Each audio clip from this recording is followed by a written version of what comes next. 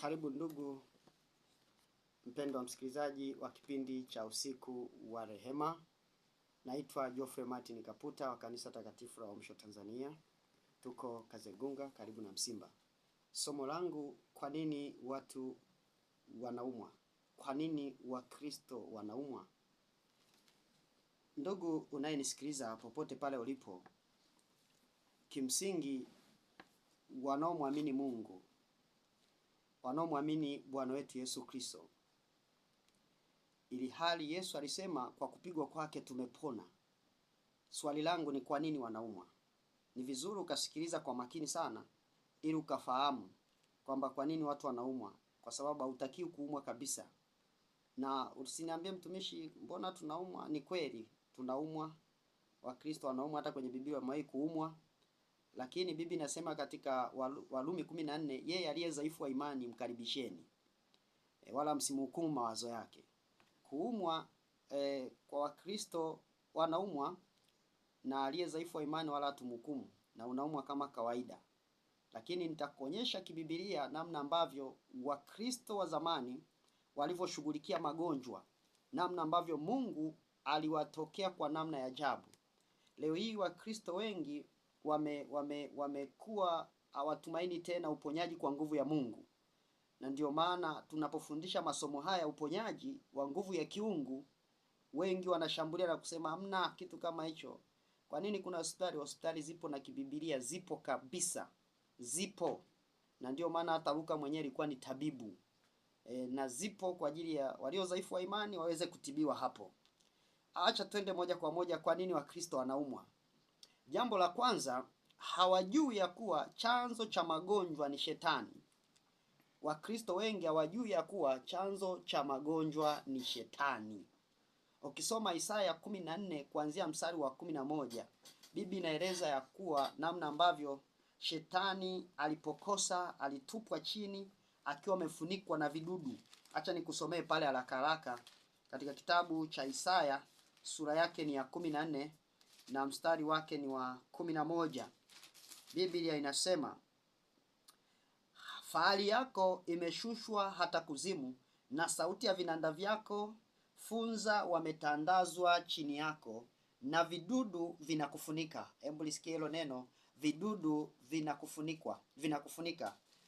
Hii vidudu unavyoona, mara ana virusi vya nini, mara na virusi, mara haya magonjwa unaona, unaenda hospitalini wanakupima, wanasema ana vidudu kadhaa. Hayo yote manake ni kazi ya shetani. Shetani ndo anayefunikwa na vidudu. Kwa hiyo magonjwa yote yanatoka kwa shetani. Kwa shetani ndo chanzo cha magonjwa yote. Hilo ndo nataka ulifahamu hilo. Ndio maana maandiko yanasema katika kitabu cha Kutoka 15 kuanzia mstari wa 26, utasoma pale kwa muda wako. Biblia inasema mimi ni Mungu nikuponyaye.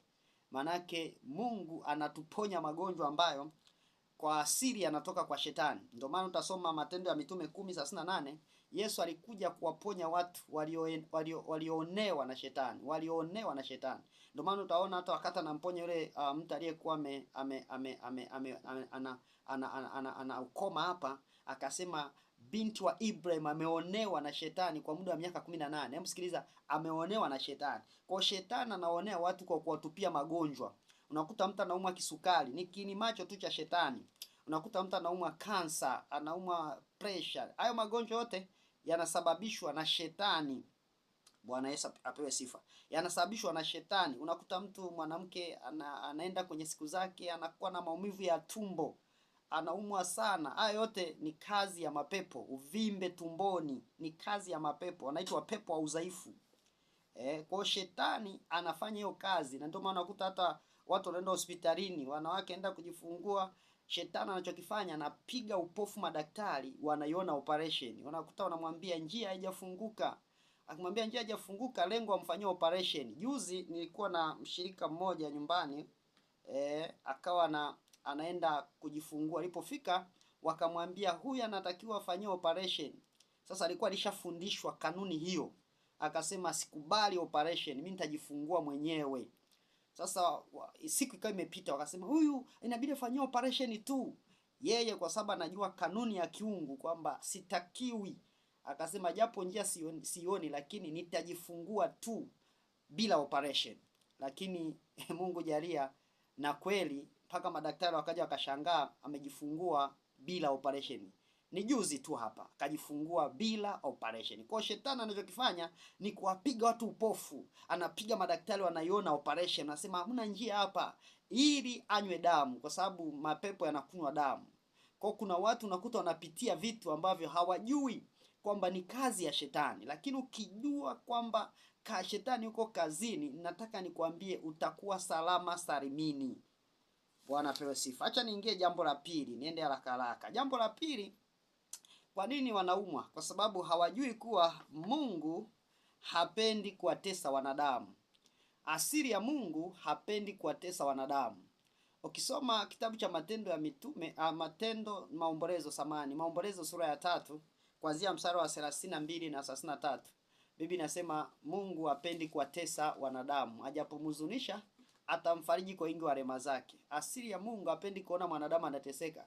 Usione Mungu eti anafurahia wewe kuumwa, unaumwa tumbo, unaumwa mgongo, mtumishi hapa pana uvimbo. Usifikiri Mungu anafurahia. Ni baba yupi anayefurahia mtoto ateseke? Biblia inasema ni yupi kwenu aliye na mwana kimomba yeye atampa nge, au kimomba samaki badala samaki atampa nyoka? Ingawa wazazi wa dunia ni waovu, mnajua kuwapa watoto wenu vipawa vyema. Je, Baba wa mbinguni atashindwa kuwapa Roho Mtakatifu au kuwapa vipawa vyema wale wamwombao? Kwa Mungu apendi kufurahia wewe unaumwa kansa. Usifikiri jamani ni majaribu, Mungu amenijaribu. Mungu amjaribu mtu na maovu. Mungu hawezi ukiona hata mbona Ayubu aliumwa, alijaribiwa shetani. Mungu alimruhusu shetani ndio akaachilia yale magonjwa. Mungu hakuachilia magonjwa kwa Ayubu. Alienda kuachilia magonjwa ni shetani. Kwa hiyo acha kupotosha neno la Mungu. Unateseka na magonjwa unasema ni kwa sababu Mungu ananijaribu. Hapana, Mungu hapendi kukutesa. Huo ugonjwa unauma, njoo kwa Kristo akuponye, sio Mungu aliyesababisha, ni adui. Jambo la tatu, kwa nini Wakristo wanaumwa? Dhambi ndiyo chanzo cha magonjwa yote. Maovu yakiondoka basi na magonjwa yanaondoka. Ndio maana ukisoma Zaburi ya 103 mstari wa 3, Biblia inasema akusamee maovu yako yote, akuponya na magonjwa yako yote. Ndani ya msamaha kuna ambatana na uponyaji. Ukishasamehewa unaambatana na uponyaji. Kumbuka katika kitabu cha Marko sura ya 2 kuanzia mstari wa 1 mpaka 11, Yesu anamwambia yule mtu, umesamehewa dhambi zako, chukua godoro lako ondoke. Angalia hapo, msamaha unatokea na uponyaji unatokea. Ndiyo maana wale watu walishangaa, akasema vyepesi ni vipi? Kipi ni chepesi kuambia chukua godoro lako ondoka, umesamehewa dhambi? Kwa kinachoanza ni umesamehewa nini? Dhambi. Dhambi kiondoka hakuna magonjwa. Sikiliza, kuna story moja wakati Yesu na wanafunzi wanatembea, walimkuta jamaa mmoja ni kipofu. Wanafunzi wakamuuliza katika Yohana sura ya 9, ni yupi alitenda dhambi kati ya huyu au wazazi wake? Walikuwa wanajua kwamba chanzo cha matatizo ni dhambi. Hata huyu kuwa kipofu ni dhambi. Ukisoma Yohana sura ya 9 walijua. Kwa nini huyu ni kipofu? Huyu ni kipofu ni kwa sababu ametenda nini? Ametenda dhambi. Ndio maana walimuuliza Yesu. Yesu akasema hakuna aliyetenda dhambi kati ya huyu au wazazi wake. Maana yake nini? Yesu alijibu kwamba hii ni maonezi ya shetani. Shetani amemuonea tu huyu. Lakini imetulazimu kuzitenda kazi za Mungu alimada bado ni mchana, usiku waja ambapo hatutaweza kutenda kazi. Na ugonjwa ni kwa ajili ya utukufu wa Mungu. Ni Mungu ajidhihirishe. Kwa kuna wengine wameonewa na shetani, wanauma magonjwa kaza wakaza, shetani amewaonea. Wala hawajatenda dhambi ila wameonewa tu na shetani. Lakini kuna mengine unayoteseka ni kwa sababu umetenda dhambi. Unateseka leo, unasumbuka ni kwa sababu aidha njia zako hazijampendeza Mungu. Hujatulia mbele za Bwana. Wewe mwenyewe unaona teseka, mtumishi nateseka, ndoa yangu imevunjika kwa sababu ulikuwa bado hujatulia na mume wako huyo mmoja. Bado unaendelea kumchanganya. Kwa matokeo ya dhambi anakupelekea uteseke. Lakini Mungu ni wa rehema na huruma. Leo anakwenda kuachilia uponyaji kwako. Kwa utakuta mtu anasema UTI, UTI mbaya, si nini, anateseka. Kwa nini unateseka? Ni kwa sababu ya hayo maovu, hizo dhambi ambazo unapitia. Ndio maana ukisoma Yakobo sura ya 5 kuanzia mstari wa 13 na 14, Biblia inasema japokuwa ametenda dhambi atasamehewa.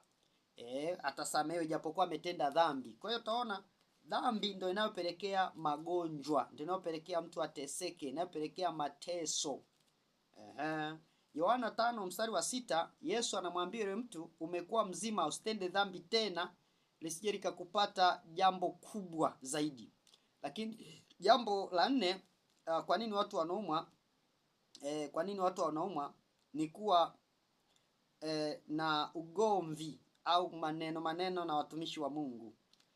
Kuwasema vibaya watumishi wa Mungu. Usiwaseme vibaya watumishi wa Mungu, kwa sababu Biblia inasema usiwaguse masi wangu wala usiwazuru nabii zangu. Lakini pia Kumbukumbu la Torati 7:15 Biblia inasema nitawatupia adui zenu magonjwa yenu. Kwa hiyo Mungu amesema nitawatupia adui zenu magonjwa. Kwa hiyo unapokuwa na mgogoro na kanisa, watu wa Mungu, pia inakupelekea wewe kuumwa na kuwa na magonjwa. Kumbuka Mikali mke wa Daudi alishindwa kuwa na mtoto kwa sababu alikuwa anamsema mume wake. Hata kama ni mume wako mtumishi wa Mungu, hebu heshimu chombo cha Bwana, usidharau vyombo vya Mungu. Hata kama ni kaka yako. Kumbuka Miriam akiwa na kaka yake Haruni walikuwa wanamsema Musa. Kilichompata Miriam ni kuumwa ukoma. Kwa hiyo hata kama ni ndugu yako, mwache, huyo ni mtumishi wa Bwana. Jambo la mwisho, Wakristo wengi wanaumwa kwa sababu hawataki kumtumikia Mungu. Hicho ndo nasema, hawataki kumtumikia Mungu. Biblia inasema ya kwamba nanyi mtamtumikia Bwana, Bwana atabariki maji, atabariki chakula, ataondoa ugonjwa utoke kati yenu. Kwa hiyo kutumika kunamfanya Mungu aondoe ugonjwa utoke kati yako. Unaondoka kabisa kwa watoto, kwa familia. Lakini kwa sababu watu wengi hawataki kumtumikia Mungu, ndio maana leo wanafanya nini? Wanaumwa na wanateseka. Kwa unapomtumikia Mungu, Mungu anasimama kwa upande mwingine kushughulika na matatizo yanayokutesa, kushughulika na changamoto ulionayo, kushughulika na mateso ulionayo, kwa anashughulika na ile inayokusumbua wewe. Lakini kumbuka, Mkristo kwa asili, Yesu alikuja kubeba magonjwa yetu. Biblia inasema kwa kupigwa kwake tulipona, yani mliponywa. Katika mwili wake alichukua dhambi zetu juu ya mti, tukawa wafu kwa mambo ya dhambi, tukawa hai kwa mambo ya haki. Na kwa kupigwa kwake Biblia inasema mlifanya nini? Mliponywa. Tuliponywa na magonjwa, tuliponywa na mabaya, tuliponywa na kila kitu. Sasa hayo niliyokuambia ndio yanayofanya watu wasiumwe. Sasa kama unataka kumaanisha usiumwe, kwa sababu tangu nimejifunza somo hili, nina miaka kama kadhaa wakati nimejifunza somo hili, ya kujua kumbe Wakristo wana wa Mungu hawapaswi kuumwa. Nimekwambia mbona mtumishi tunauma? Nimekwambia aliye dhaifu wa imani tunamkaribisha, wala usipate shida. Mbona kuna kuumwa? Biblia imeweka suluhisho. Mtu akiumwa, Biblia inasema wafanyaje? Katika Yakobo sura ya 4 anasema kama kuna mtu ameumwa, waende watu wakamuombee. Tena wazee wa kanisa, asiombe peke yake. Unapoomba peke yako, mapepo yatakuzingira, yataukatisha tamaa, mwishoni utapona, utaishia tu kufa. Au utapona, utaishia kusema hamna hapa uponyaji. Lakini Biblia imetoa suluhisho kwamba ite wazee wa kanisa na wamuombe hata kama ametenda dhambi, katika Yakobo sura ya 5 kuanzia mstari wa 11 na kuendelea. Hata kama ametenda dhambi atasamehewa. Kwa hiyo maana yake kanisa liombe kwa mzigo zidi ya mtu yote anayeumwa wa aina yote. Kanisa liende likaombe kwa huyo mtu, naye atapata uponyaji. Waacha Wakristo kutegemea tu dawa. Akiumwa mtu dawa, akiumwa tu dawa. Nguvu ya uponyaji inapotea, na ndio maana Wakristo wengi hawategemea uponyaji wa kiungu, kwa sababu wameona hakuna nguvu yote inayotokea. Ni kwa sababu hawajajua kanuni ya kibibilia. Lakini acha nikwambie ninapomalizia, wewe unayeumwa, dhamiria kuanzia leo kuomba nguvu ya Mungu katika maisha yako. Omba uponyaji katika maisha yako, omba kutokuumwa katika maisha yako, na Mungu amesema utalikusudia neno, hilo neno litathibitika, itakuwa mwanga katika njia yako. Unapokusudia, Bwana analitimiza. Acha nikakuombee. Bwana akuponye na magonjwa yote unayapitia.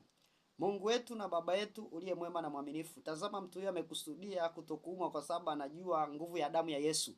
Nami natamka uponyaji, hata kama anauma uvimbe kwenye tumbo, hata kama anauma magonjwa ya kansa, ya pressure, uzima kwenye mwili, uzima kwenye damu yake katika jina la Yesu. Awe mzima kuanzia sasa katika jina lako Yesu nimeomba na kushukuru. Amen. Ndugu yangu unayenisikiliza, namalizia kwa kutaja mawasiliano yangu. Mawasiliano yangu ni 0745743559, 0745743559. Karibu sana Kazegunga, Msimba, kanisa takatifu la Mungu. Mungu wa mbinguni akubariki sana. Amen.